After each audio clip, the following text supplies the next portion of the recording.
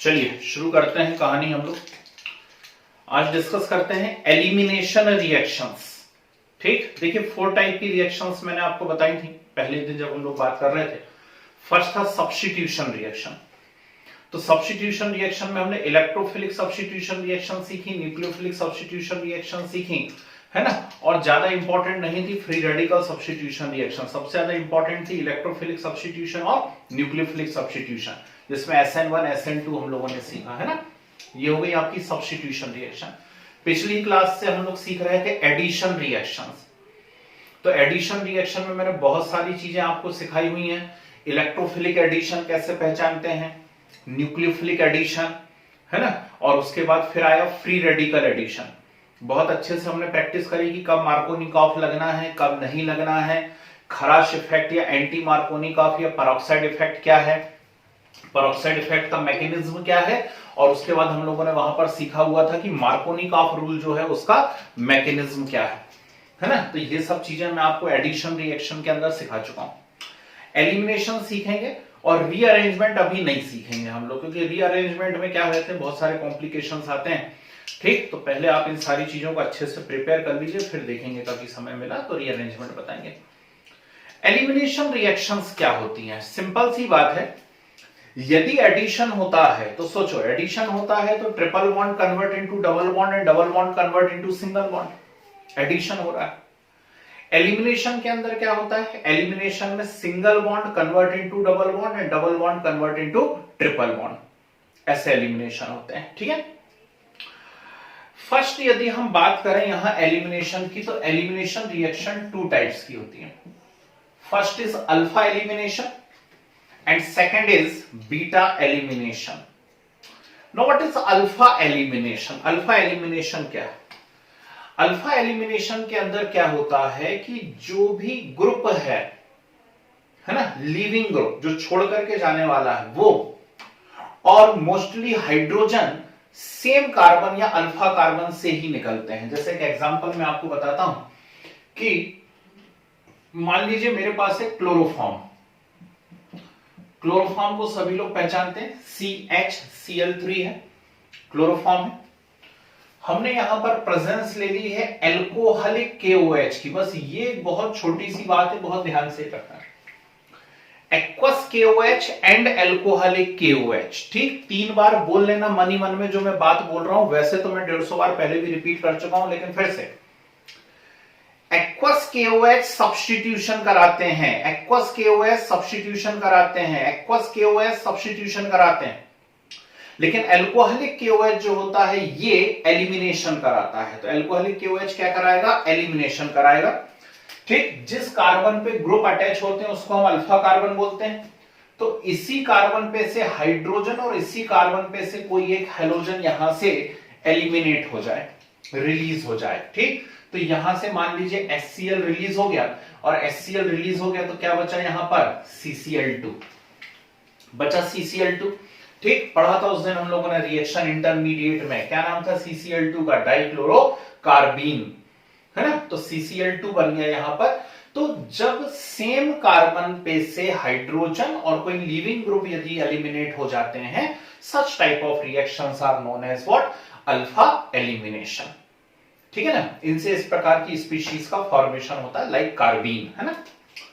Second जो हमारे काम का है दैट इज बीटा एलिमिनेशन।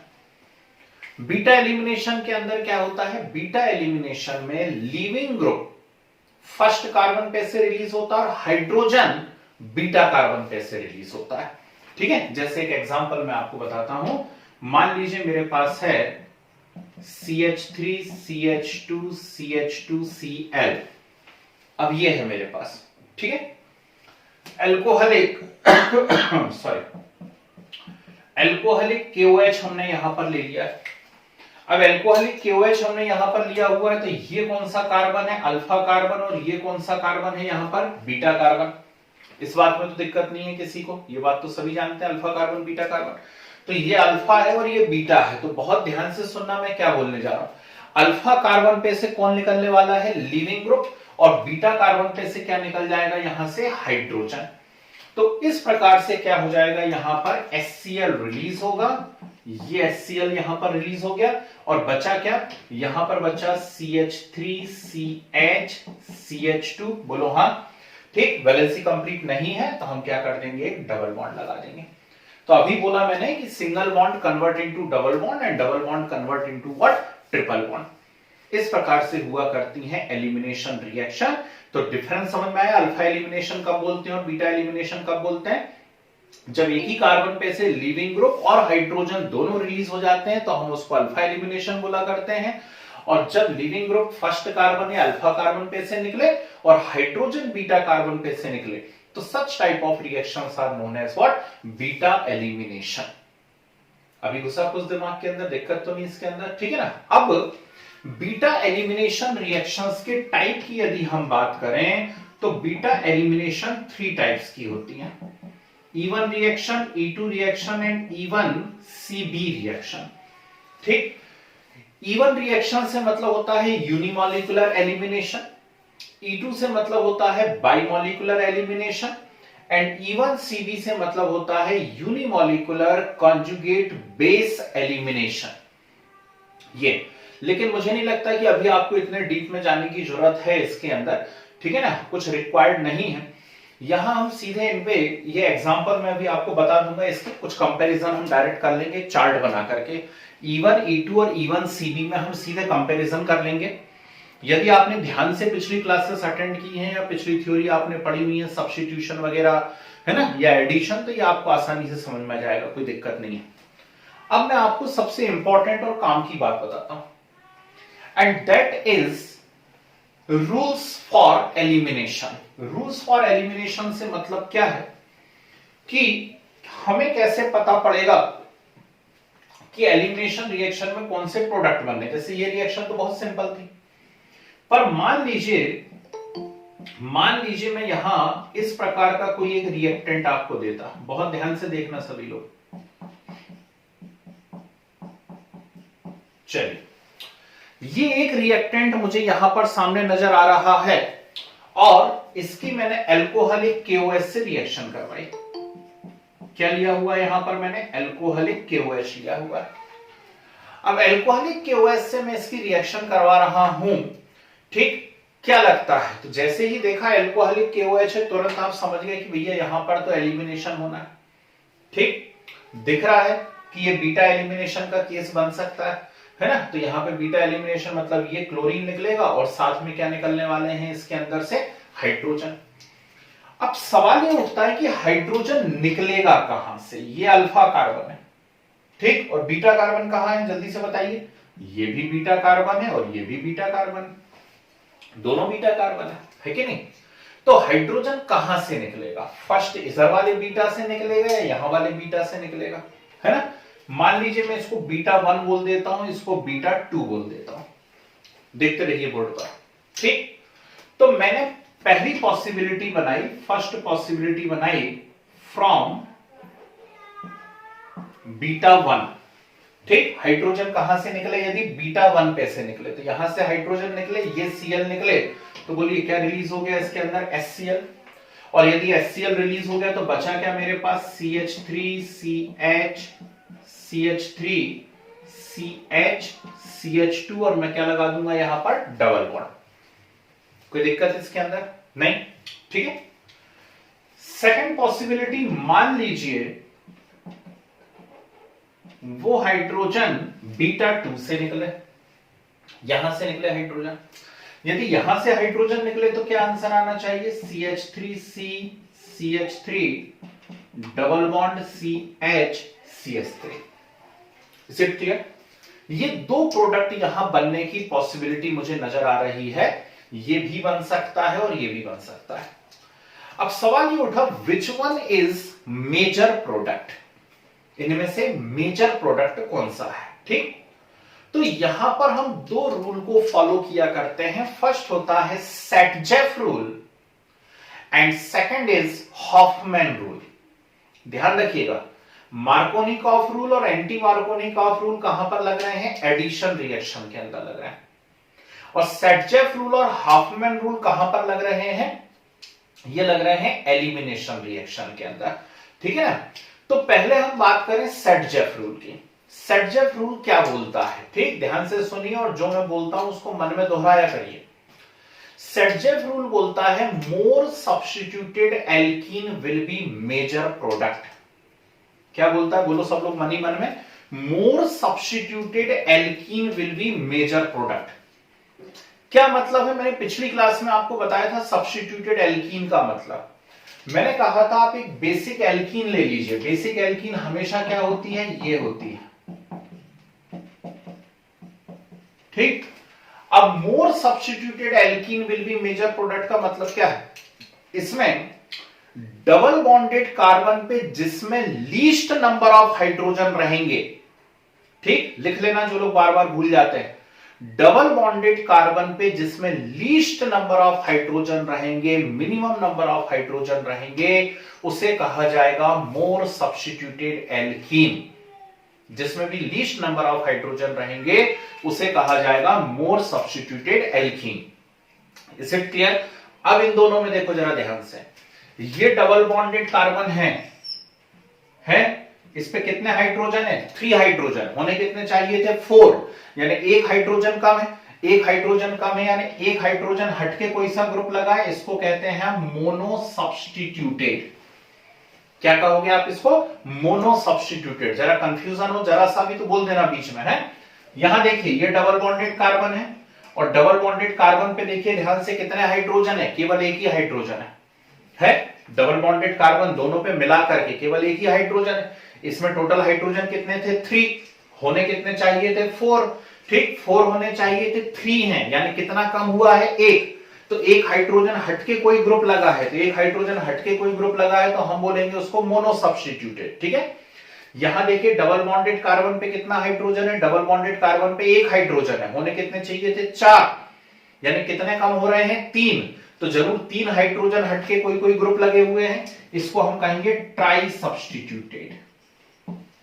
क्या कहेंगे आप इसको, ट्राई सब्स्टिट्यूटेड, ठीक। तो बोलो सेटजेफ अंकल ने क्या कहा, सेटजेफ अंकल ने कहा more substituted alkene is the major product, ठीक। तो बोलिए यहां पर मोर सब्स्टिट्यूटेड यानी कौन है, ट्राई सब्स्टिट्यूटेड, तो ये क्या हो जाएगा, मेजर प्रोडक्ट, और ऊपर जो बना है ये कैसा हो जाएगा, माइनर प्रोडक्ट।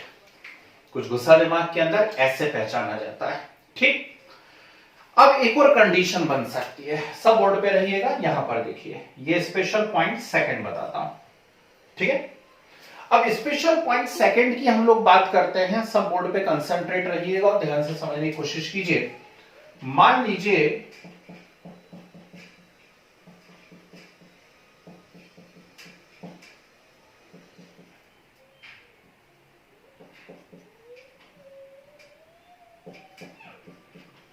अब एक ऐसा एल्कीन दिया हुआ है, सॉरी ऐसा एल्काइल हैलाइड दिया हुआ है, ठीक, ये एक एल्काइल हैलाइड हमको दिया हुआ है। अब इस एल्काइल हैलाइड के अंदर क्या होना है, बहुत ध्यान से जरा बोर्ड पे कंसंट्रेट रहना सभी लोग। मैंने एल्कोहलिक KOH की प्रेजेंस ली और जैसे ही आपने देखा एल्कोहलिक KOH है, तुरंत आपके दिमाग में आ गया कि अरे यार इसमें तो एलिमिनेशन होगा। एक्वस KOH होता तो तुरंत आपके दिमाग में आ जाता सब्स्टिट्यूशन होना है, एल्कोहलिक KOH है तो तुरंत आपके दिमाग में आ गया कि एलिमिनेशन होना है, ठीक। अब एलिमिनेशन होना है तो ये रहा अल्फा कार्बन, अल्फा कार्बन पे से तो कौन निकलेगा, हेलोजन, ठीक। बीटा कार्बन पे से कौन निकलने वाले हैं, हाइड्रोजन, है ना। तो बीटा कौन है, ये भी बीटा है और वो भी बीटा है, इसे मान लो मैं बोल देता हूं बीटा 1 और इसे क्या बोल देता हूं, बीटा 2, कोई दिक्कत तो नहीं।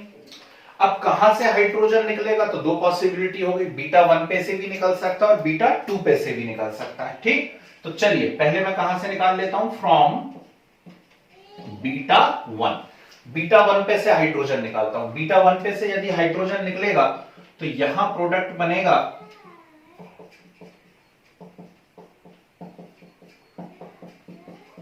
बोलो हां, क्लियर है बात। यदि बीटा 2 पे से हाइड्रोजन निकलेगा, बीटा 2 पे से यदि हाइड्रोजन निकलेगा तो प्रोडक्ट क्या बनेगा आपके पास, CH3C CH3 CH3 CH double bond CH CH3। Is it clear? तो 2 पॉसिबिलिटी दिख रही हैं, 2 प्रोडक्ट बन रहे हैं। वापस से कंसेप्ट पे लोड करके आते हैं। सेटजेफ रूल समझ में आया था सभी लोगों को? तो सेडजेफ रूल क्या बोल रहा है, more substituted alkene will be major product. तो यहां पे मेजर कौन हो गया था, ट्राई सब्स्टिट्यूटेड। अब मैंने कंडीशन तो नहीं चेंज करी, मैंने कोई दूसरा रिएक्टेंट ले लिया है और वापस से अल्कोहलिक KOH लिया हुआ है, ठीक है ना। अब मैं क्या देखता हूं, यहां पर देखूं डबल बॉन्डेड कार्बन पे टोटल नंबर ऑफ हाइड्रोजन कितने नजर आ रहे हैं, 3 होने कितने चाहिए थे, 4। ठीक, तो 3 नजर आ रहे हैं, यानी एक हाइड्रोजन हटा है, एक हाइड्रोजन हटा है, यानी ये क्या है, मोनो सब्स्टिट्यूटेड है मोनो सब्स्टिट्यूटेड, कोई दिक्कत तो नहीं।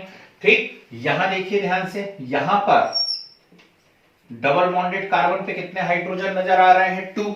ठीक, होने चाहिए थे 4, यानी कितने कम है, 2 कम है। 2 कम है यानी ये क्या है, जल्दी से बोल दो, डाई सब्स्टिट्यूटेड है। तो ऊपर वाला जो है वो मोनो सब्स्टिट्यूटेड है, नीचे वाला जो है वो डाई सब्स्टिट्यूटेड है। अब हाफमैन अंकल क्या बोलते हैं, हाफमैन अंकल बोलते हैं less substituted alkene will be major product. क्या बोला मैंने, हाफमैन बोलता है less substituted alkene will be major product, और सेडजेफ क्या बोल रहा है, more substituted alkene will be major product. ठीक, तो यदि हम हाफमैन रूल को मान रहे हैं तो अब मेजर प्रोडक्ट कौन रहेगा, लेस सब्स्टिट्यूटेड। समझ गए, ठीक है ना, less substituted alkene will be major product. तो ये दो रूल समझ में आए सभी लोगों को, सेडजेफ और हाफमैन। ठीक, अब ये मत पूछना अभी कि हमें कैसे पता पड़ेगा, आपको मालूम है वो मैं बता ही देता हूं फाइनली कि हमें कैसे पता पड़ेगा, है ना। पहले जो बोल रहा हूं उस बात को सुनिए ध्यान से। सेडजेफ रूल समझ में आया सब लोगों को, more substituted alkene will be major product. Hofmann rule, less substituted alkene will be major product. Clear है बात। अब जो एक सबसे बड़ी दुविधा रहती है मनुष्य की, वो ये रहती कि हमें कैसे पता पड़ेगा कि प्रोडक्ट जो बनना है वो सेडजेफ से बनना है या हाफमैन से बनना है। यही आ रहा होगा ना सबके दिमाग में, भाई हम एग्जामिनेशन हॉल में बैठे हुए हैं, 11th तो हम क्लियर हो गए, 12th भी क्लियर हो गए, ठीक है ना, ये 12th के ही क्वेश्चंस हैं जो 11th में भी पूछे जा सकते हैं। ठीक, लेकिन असली सवाल की जब हम कोई कॉम्पिटिटिव एग्जाम देने बैठे हुए हैं तो फिर हमें कैसे पता पड़ेगा कि यार सेडजेफ रूल लगा के प्रोडक्ट बनाऊं या हाफमैन रूल लगा के प्रोडक्ट बनाऊं। तो मैं आपको 4 कंडीशंस लिखवाऊंगा, यदि ये 4 कंडीशंस हैं तो हाफमैन लगेगा, नहीं तो हमेशा और हमेशा सेडजेफ लगेगा। ठीक है ना, अभी मैं लिखवाता हूं, अभी बोर्ड पे जगह कम पड़ गई है, पहले इतना अपन लोग नोट्स बना लेते हैं, फिर मैं 4 कंडीशन आपको लिखवाऊंगा कि कैसे गामा कार्बन जो है वो क्वाटरनरी होना चाहिए। ये देखो, alpha beta gamma, gamma carbon यहां पे क्वाटरनरी है, ठीक है ना, कोई भी हाइड्रोजन नहीं है उसके ऊपर, क्वाटरनरी कार्बन है वो, है ना, मतलब ऐसी कंडीशन में हाफमैन लगता है।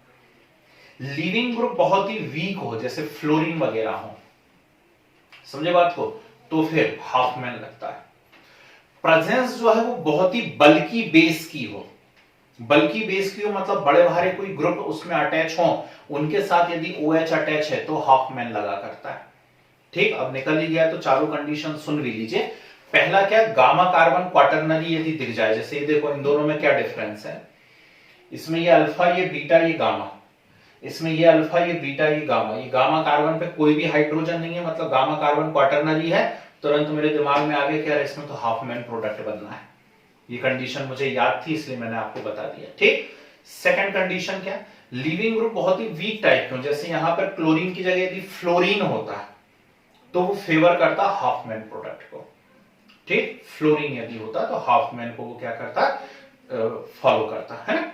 तीसरी बात, प्रेजेंस जो है ना, जैसे अल्कोहलिक KOH की, यदि प्रेजेंस किसी बल्की बेस की होती, बहुत सारे बड़े बड़े ग्रुप अटैच होते और उनके साथ यदि OH अटैच होता तो एसओ की प्रेजेंस है तो हाफमैन लगता है। और चौथी बात, कभी कभी कोई बल्की लीविंग ग्रुप आ जाते हैं। बल्की लीविंग ग्रुप से मतलब क्या है, जैसे यहां पर इस प्रकार के कोई ग्रुप अटैच हो जाए, जैसे ऐसा कोई ग्रुप अटैच है मान लीजिए ये, तो ऐसे कोई बल्की लीविंग ग्रुप यदि है तो भी हाफमैन लगा करता है। तो सिर्फ ये 4 कंडीशंस रहती हैं जब हाफमैन लगता है, नहीं तो हमेशा सेडजेफ ही लगता है। समझ गए बात को। तो अब आपको बहुत अच्छे से क्लियर हो जाएगी पिक्चर कि भाई कॉम्पिटिटिव में क्या पूछा जाने वाला है। भाई कॉम्पिटिटिव में आपको पूछने की बताओ मेजर प्रोडक्ट क्या है, आप इन चारों कंडीशन को चेक कर लेंगे, यदि इनमें से कोई भी एक यदि लग रही है तो प्रोडक्ट हाफमैन से बनेगा। चलिए, तो बहुत लंबी बातें हो गई हैं, समझ में आ रहा है एलिमिनेशन रिएक्शन क्या चल रही है, ठीक है ना। चलिए सेंट्रल हेडिंग डाल दीजिए, खत्म करते हैं एलिमिनेशन रिएक्शंस। एलिमिनेशन रिएक्शंस लिखिए, these are of following two types. These are of following two types.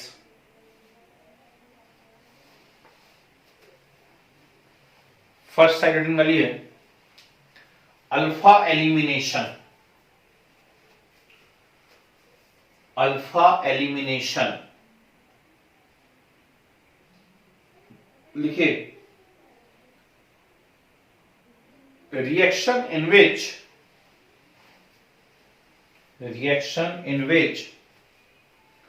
both the atoms or groups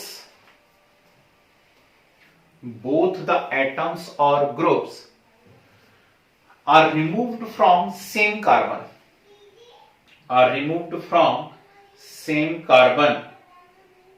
ठीक है।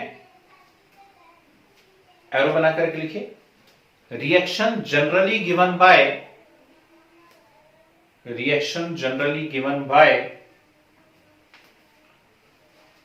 जैम डाइहैलाइड और trihalide, GM gem, same carbon पे यदि दो हेलोजन अटैच हों या दो से ज्यादा तो उसको जैम कहा जाता है ना। गिवन बाय जैम डाइहैलाइड और ट्राइहैलाइड, ठीक है। एरो बना के लिखिए, प्रोडक्ट ऑफ रिएक्शन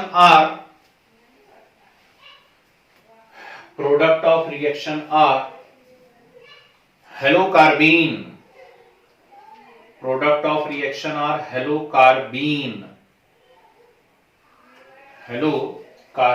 चलो ये रिएक्शन नोट करो जल्दी से, वो नहीं है इसका पार्ट है ना, वो मैं अलग समझाने के लिए कुछ लिखा हुआ था, सब्स्टिट्यूटेड एल्कीन पहचान, बस इतना सा नोट कर लो जल्दी से।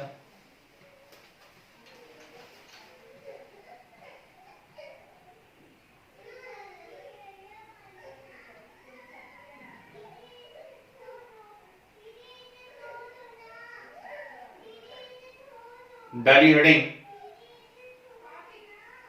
बीटा एलिमिनेशन रिएक्शन, लिखो, removal of functional group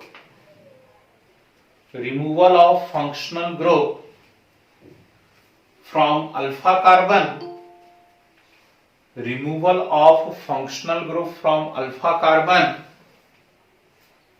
and other group from beta carbon. Removal of functional group from alpha carbon and other group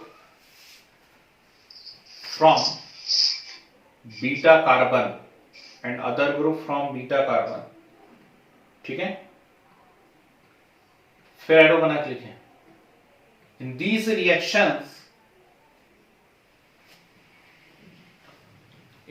reactions loss of 2 sigma bond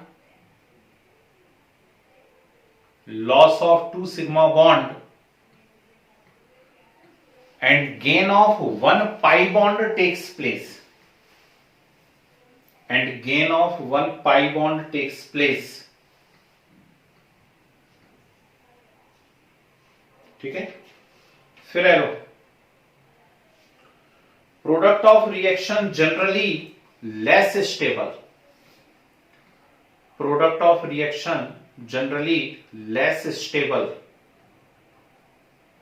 फिर arrow, reaction is generally endothermic,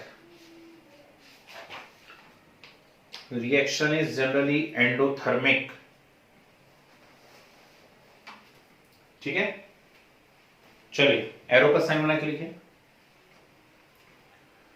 beta elimination, एक काम करो सुनो, पहले ये reaction लिख लो, लिख लीजिए। Elimination are of following 3 types, beta elimination are of following 3 types. सुनिए ध्यान से, आप एक काम करिए, 4 कॉलम बना लीजिए सीधे, ठीक है। 4 कॉलम बना लीजिए। पहले कॉलम में लिख लीजिए पॉइंट्स, कौन कौन से पॉइंट्स में हम डिफरेंस करने वाले हैं। फिर लिखिए E1, E2 and E1 CB, ठीक है। पॉइंट्स लिख लीजिए, फिर E1, E2 और सर दिख तो रहा है लेकिन ब्लर दिख रहा है। कोई बात नहीं, पॉइंट्स सुन लो ना, पॉइंट्स फिर E1, E2 and E1 CB। E1 का नाम क्या है, एलिमिनेशन यूनिमोलिकुलर। E1 का नाम है एलिमिनेशन यूनिमोलिकुलर। E2 का नाम है एलिमिनेशन बाइमोलिकुलर, एलिमिनेशन बाइमोलिकुलर। और E1 CB का नाम है unimolecular elimination unimolecular conjugate base, elimination unimolecular conjugate base,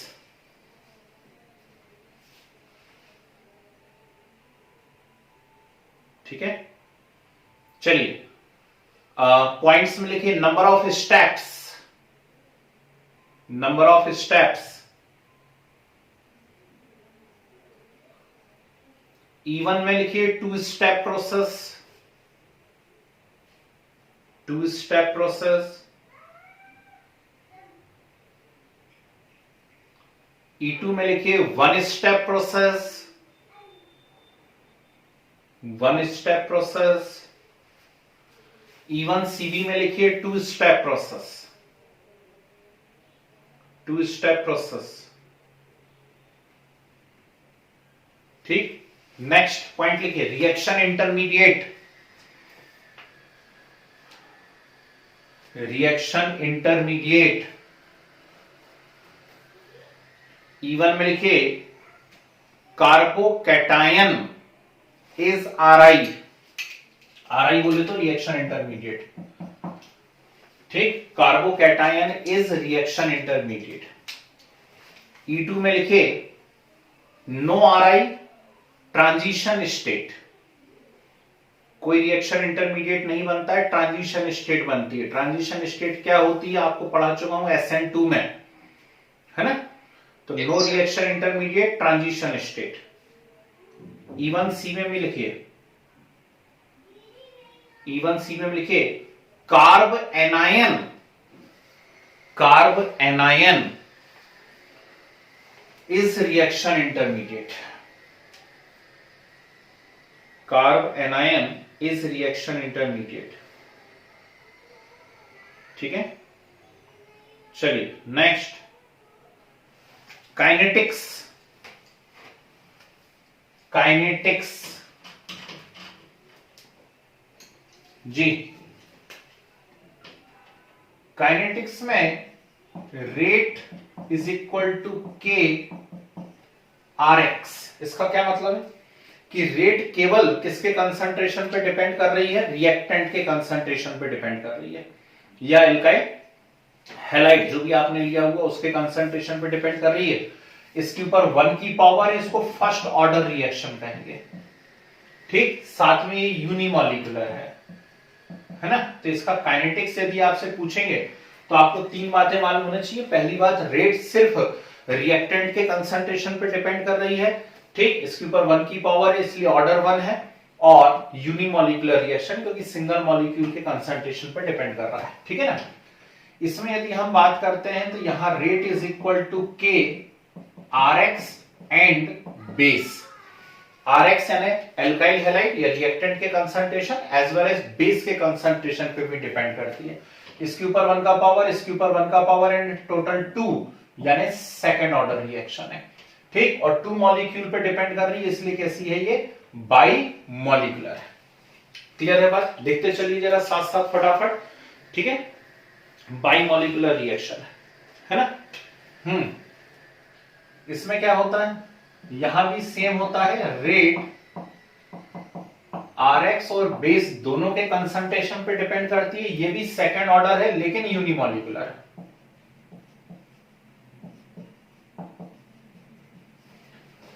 second order reaction है लेकिन यूनिमॉलिक्यूलर रिएक्शन है, ध्यान रखना।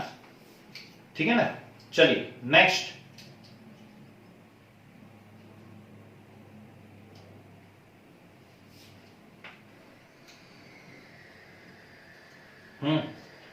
ड्राइविंग फोर्स रिएक्शन होती कैसे है?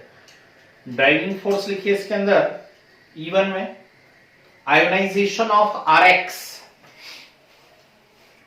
Ionisation of RX। E2 में लिखिए attack of base on beta hydrogen. Attack E1 में लिखना है आयोनाइजेशन ऑफ RX, E2 में लिखना है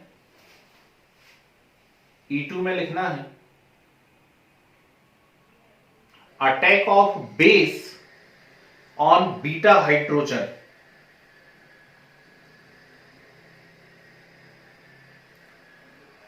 attack of base on beta hydrogen. E1 CB में भी लिखिए attack of base on beta hydrogen, attack of base on beta hydrogen. Next point लिखिए प्रोडक्ट फॉर्मेशन। प्रोडक्ट फॉर्मेशन लिखिए E1 में सेटजेफ product, सेटजेफ product. E2 में लिखिए Saytzeff as well as Hofmann,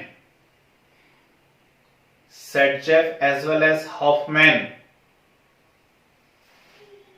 HOFMANN, HOFMANN है ना, नहीं तो कई लोगों की स्पेल रहती HALFMAN है ना, अर्ध आदमी मत कर देना, ठीक। HOFMANN। और E1 CV में लिखिए Hofmann product, Hofmann product. Next rearrangement, rearrangement. E1 में लिखिए कॉमन, कॉमन। बाकी दोनों में लिखिए नो रीअरेंजमेंट, नो रीअरेंजमेंट। ठीक है। Next reactivity order, reactivity order तीनों में सेम है, 3 degree 2 degree 1 degree. Reactivity order तीनों में सेम है, 3 डिग्री 2 डिग्री एंड 1 डिग्री। तो 3 डिग्री एल्काइल हैलाइड सबसे तेजी से देगा, फिर 2 डिग्री और फिर 1 डिग्री। इवन एल्कोहल में भी यही ऑर्डर आएगा।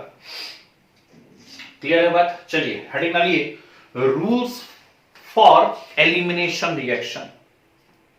हेडिंग डालिए rules for elimination reaction.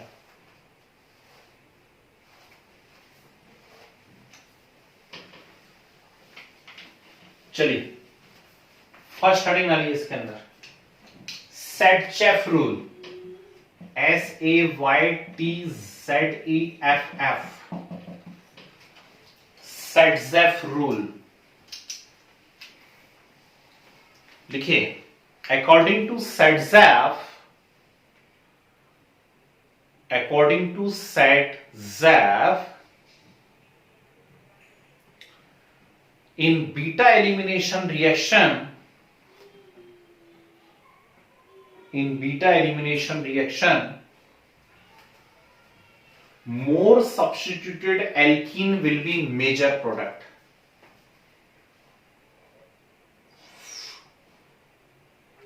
more substituted alkene will be major product। चलिए ये वाला एग्जांपल नोट करिए, स्पेशल पॉइंट फर्स्ट पूरा, स्पेशल पॉइंट फर्स्ट पूरा नोट कर लीजिए फटाफट। More substituted alkene will be major product.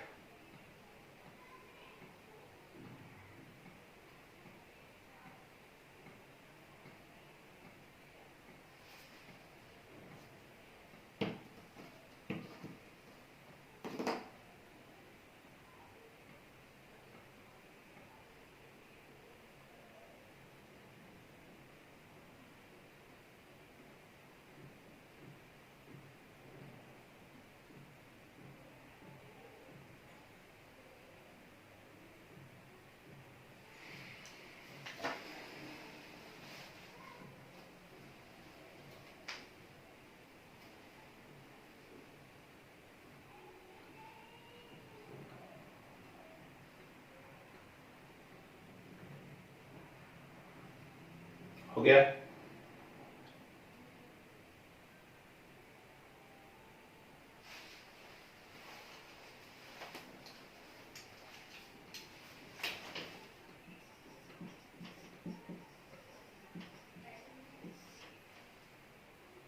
चलिए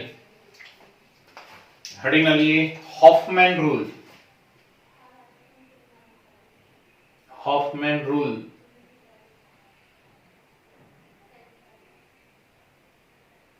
लिखिए, according to this rule,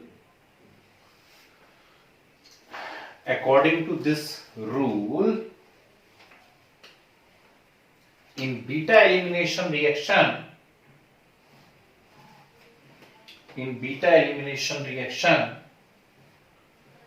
less substituted alkene will be major product.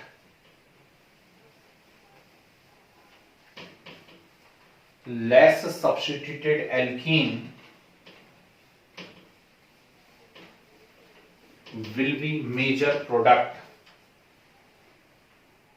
ठीक है, ये नोट कर लीजिए पूरा एग्जांपल।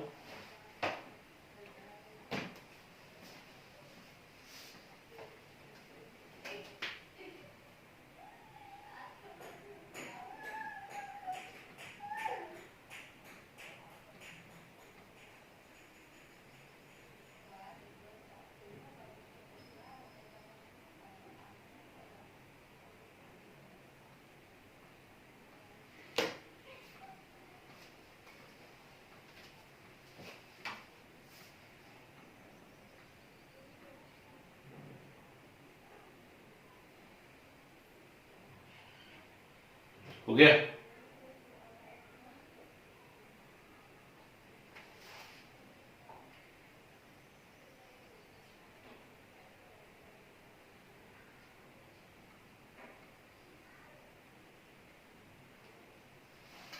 चलिए वेरी वेरी इंपॉर्टेंट लगा करके लिखिए, लगाइए मोस्ट एंड मोस्ट इंपॉर्टेंट और लिखिए Hofmann rule is applicable only in following 4 conditions.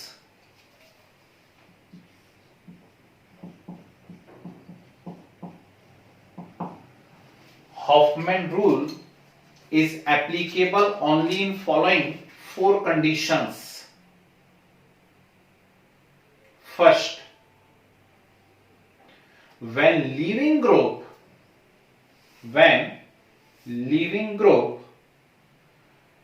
is very poor in alkyl halide, ऐसा लिख दो, like fluoride, पूरे लिख लो। अच्छा, when leaving group is very poor in alkyl halide like fluoride, ठीक। चारों में से कोई भी एक कंडीशन यदि सेटिस्फाई होगी तो हॉफमैन रूल लगेगा, नहीं तो हमेशा और हमेशा सेट जेफ ही लगेगा। बार बार बोल रहा हूं, है ना। चलिए इसके प्रोडक्ट बना के बताइए, मेजर और माइनर, क्विक। ये रिएक्शन आपके सामने लिखी हुई है, इसके मेजर और माइनर प्रोडक्ट बना के बताइए।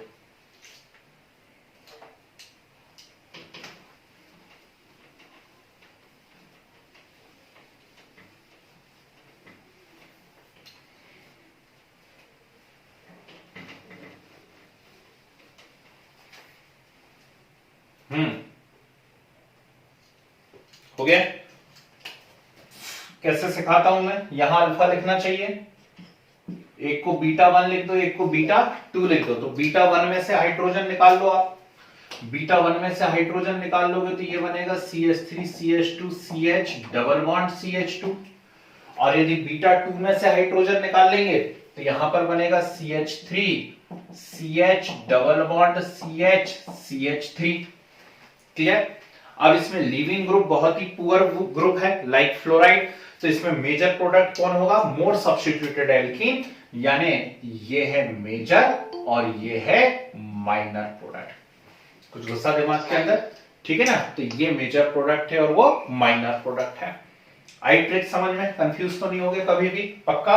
चलिए सेकंड ट्रिक लिखिए। Primary and secondary alkyl halide, primary and secondary alkyl halide give Hofmann elimination, give Hofmann elimination when the primary and secondary alkyl halide give Hofmann elimination when the base is bulky, bulky, when the base is bulky, ठीक है जी। लिख लीजिए, bracket में लिख लीजिए, sodium और potassium salt of, sodium और potassium salt of tertiary buta oxide, alcohol लिखने की जरूरत नहीं होता, एल्कोहल का ही तो सॉल्ट है।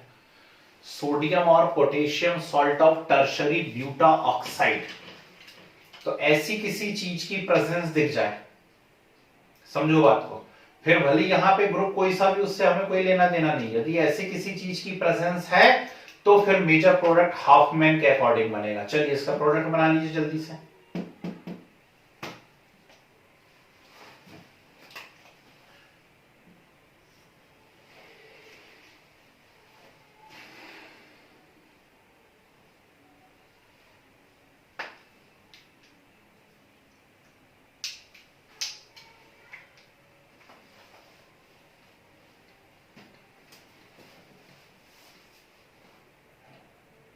बन गए, ठीक है, मुझे बताने की जरूरत तो नहीं है ना। मेजर प्रोडक्ट कौन सा वाला बनेगा, इसे बीटा 1 बोल देता हूं, इसे बीटा 2 बोल देता हूं, ये अल्फा है। तो यहां से जो निकलेगा वो वाला क्या रहेगा, मेजर प्रोडक्ट रहेगा, क्योंकि वो कैसा रहेगा, मोर सब्स्टिट्यूटेड। ठीक, नेक्स्ट कंडीशन लिखिए, primary and secondary alkyl halide, primary and secondary alkyl halide give Hofmann product, primary and secondary alkyl halide give Hofmann product when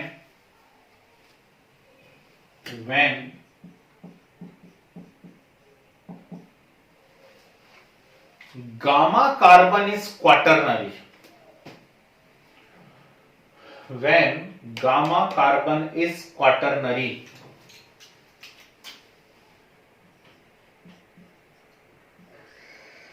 जी ये नोट कर लीजिए। रिएक्शन आप कंप्लीट कर लेंगे, क्योंकि एग्जैक्टली ऐसी कैसी रिएक्शन अभी मैंने करवाई, बस Br की जगह Cl था और कोई डिफरेंस नहीं था। When gamma carbon is quaternary,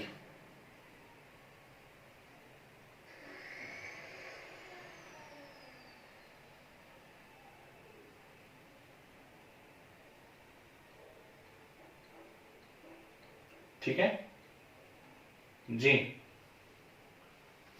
last condition लिखिए, if leaving group is bulky, if leaving group is bulky,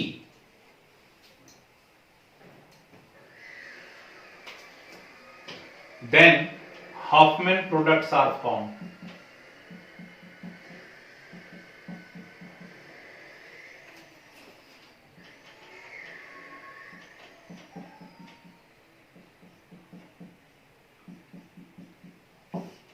Hofmann product major product होगा if leaving group is bulky,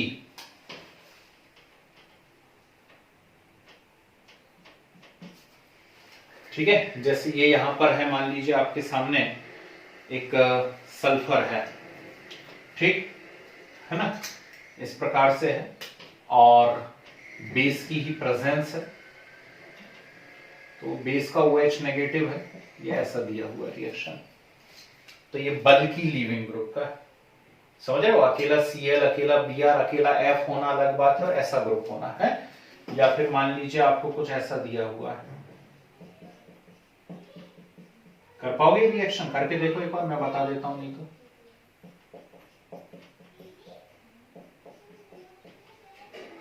ये ऐसा दिया हुआ है और ये थर्मल एलिमिनेशन होना, हाई टेम्परेचर पे हीट करोगे, वैसे पहले ही लिखवा चुका हूं, एंडोथर्मिक रिएक्शंस होती है ना, तो एंडोथर्मिक रिएक्शन यदि है तो अच्छा खासा हीट करोगे तभी ये रिएक्शन होगी।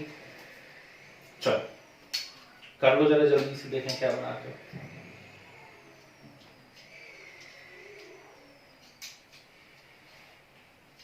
जी समझ गए क्या होना है, ये यहां से हट जाएगा, ठीक, ये यहां से ये ग्रुप हट जाएगा, है ना, निकलने वाला क्या है, चलो मैं बता देता हूं, दो प्रोडक्ट बनने वाले हैं इसके अंदर, एक बार H यहां से जाएगा, एक बार H यहां से जाएगा, तो यहां से यदि H गया है तो CH3 CH CH3 CH double bond CH2, और यदि यहां से H गया हुआ है तो CH3 C CH3 double bond CH CH3, ये बनने वाला है, ठीक, तो मेजर कौन रहेगा, लेस सब्स्टिट्यूटेड, यानी ये मेजर प्रोडक्ट रहेगा, ठीक है ना, और ये माइनर प्रोडक्ट लेस अमाउंट में बनेगा, इसमें भी सेम वही रिजल्ट आने वाला है। साथ में क्या बन रहा है, साथ में इसमें को प्रोडक्ट क्या लिखोगे आप, यहां कुछ नहीं लिखना है आपको, CH3S CH3, CH3S CH3 का नाम मालूम है किसी को, थायो ईथर बन गया ना, ठीक, CH3O CH3, CH3O CH3 होता तो हम क्या बोलते हैं इसको, ईथर, ठीक, और O की जगह S या दिया जाएगा तो क्या बोलोगे इसको, थायो ईथर, है ना, तो CH3S CH3 बनेगा, यहां क्या बन जाएगा, और साथ में ये जो H हटा है वो H और OH वाटर, H और OH निकल करके क्या बना लेंगे, यहां पर वाटर बना लेंगे, ठीक, यहां पर क्या बन जाएगा, यहां पर भी सेम वही बनना है, CH3 होल ट्वाइस NH कर दो आप, CH3 होल ट्वाइस NH कर सकते हो, वो OH के साथ मिलकर के क्वाटरनरी सॉल्ट बना देगा, ठीक है, तो दोनों में ये सेम प्रोडक्ट बनेंगे, तो 4 बार घोंट लीजिए इन बातों को बहुत बहुत बहुत अच्छे से, less substituted alkene will be major product, हाँ डाइमिथाइल एमाइन बना दो, less substituted alkene will be major product, कौन बोला, सेटजेफ बोला, more substituted alkene will be major product, कौन बोला, हॉफमैन बोला, ठीक है, फिर सिर्फ और सिर्फ यदि इनमें 4 में से कोई एक भी कंडीशन आपको दिखती है, कोई भी एक कंडीशन दिखती है तो ही हॉफमैन लगेगा, नहीं तो हमेशा और हमेशा क्या लगने वाला है, सेटजेफ लगने वाला है।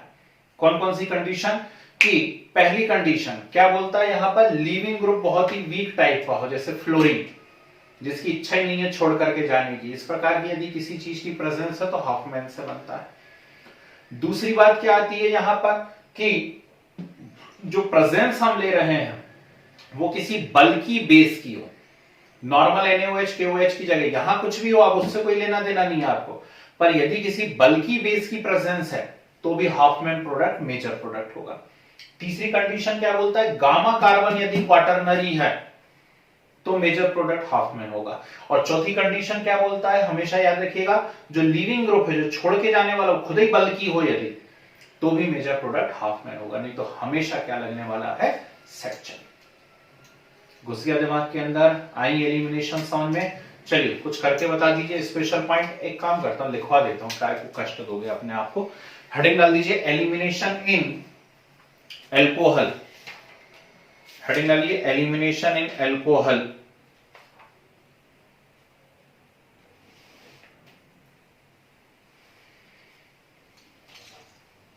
जी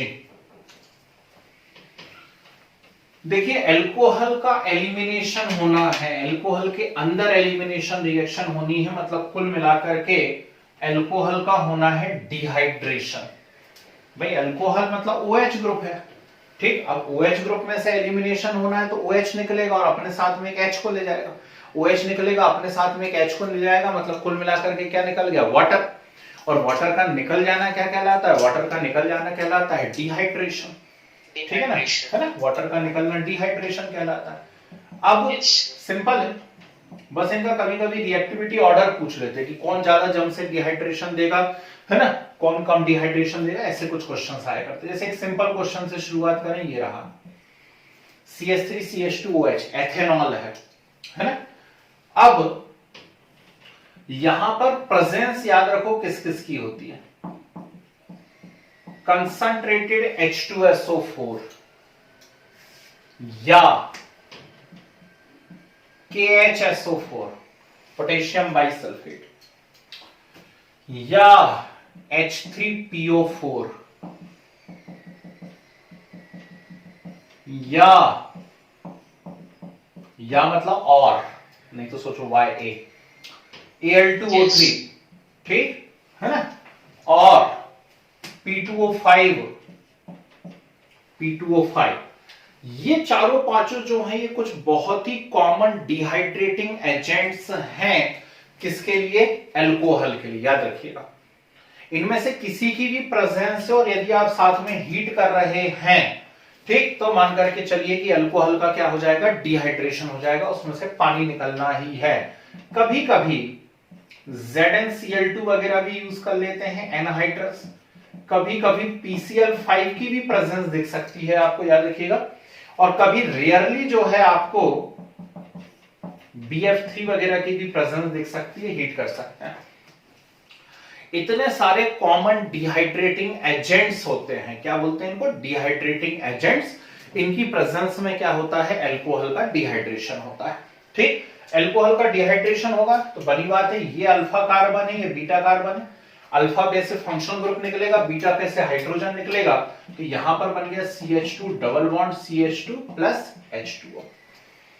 ठीक, एल्कीन की प्रिपरेशन हो गई कि आप अल्कोहल का डिहाइड्रेशन करते हैं तो एल्कीन बनता है। एल्काइल हैलाइड का आप डिहाइड्रो हेलोजिनेशन कर रहे थे तो एल्कीन बन रहा था उसके अंदर, है ना।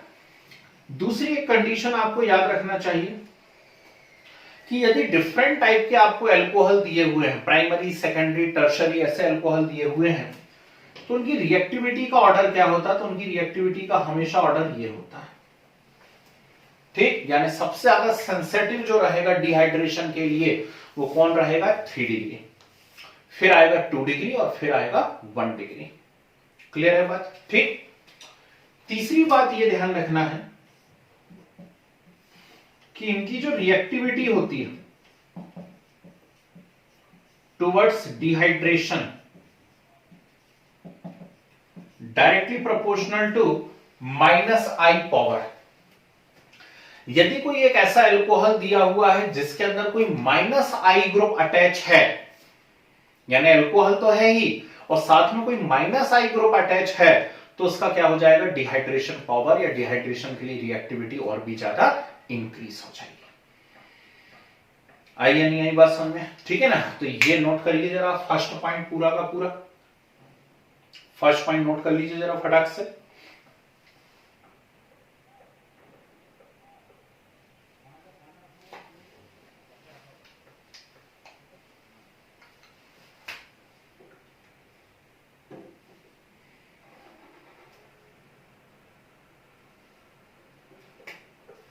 किस किस की प्रेजेंस है एक और बार पढ़ दूं, कंसंट्रेटेड H2SO4 है या KHSO4 है या H3PO4 है, Al2O3 है, P2O5 है, ZnCl2 है एनहाइड्रस, PCl5 है, BF3। इनमें से किसी की भी प्रेजेंस हो सकती है। नेक्स्ट पॉइंट लिखिए, reactivity of different type of alcohol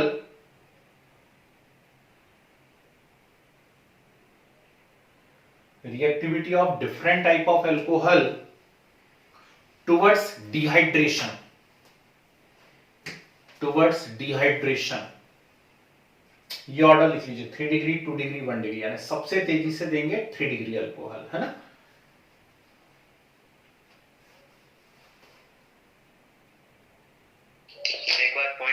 कर दी। Reactivity of different type of alcohol towards dehydration. सबसे तेजी से 3 डिग्री, फिर 2 डिग्री और फिर 1 डिग्री।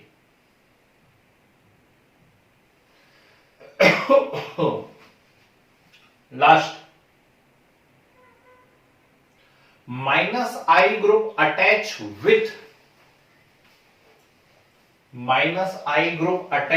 with alcohol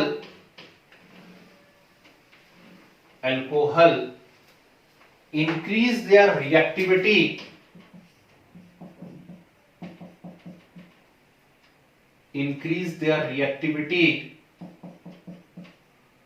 towards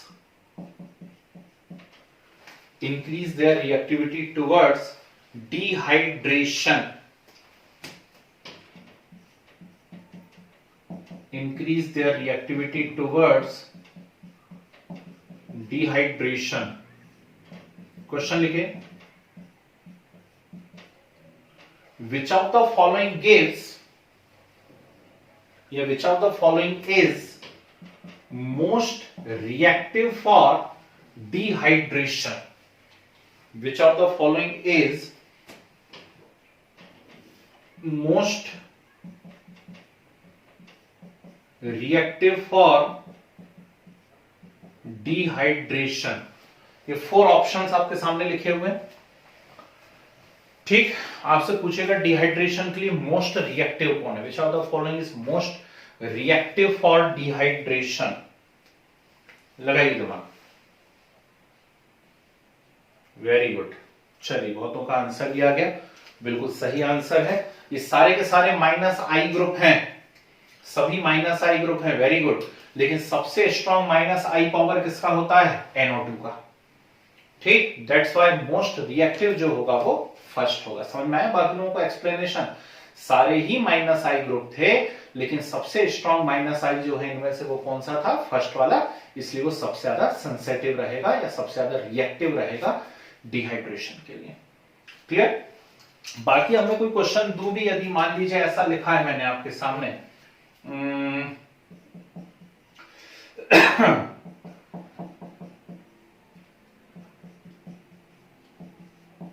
ये, और यहां कंसंट्रेटेड H2SO4 लिखा हुआ है। ठीक, बताओ तो भला क्या प्रोडक्ट बनेगा? देखें, लगाओ दिमाग।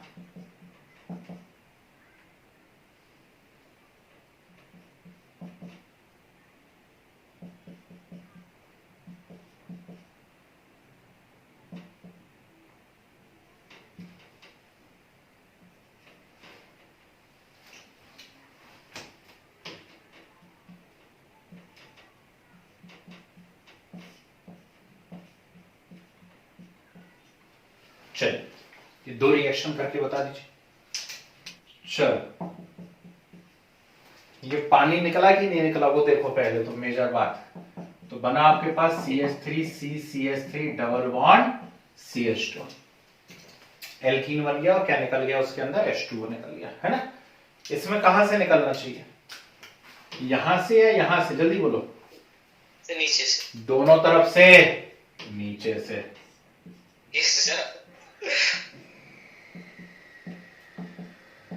B1 पे से भी निकलेगा और B2 पे से भी निकलेगा, लेकिन मेजर प्रोडक्ट कौन सा वाला रहेगा?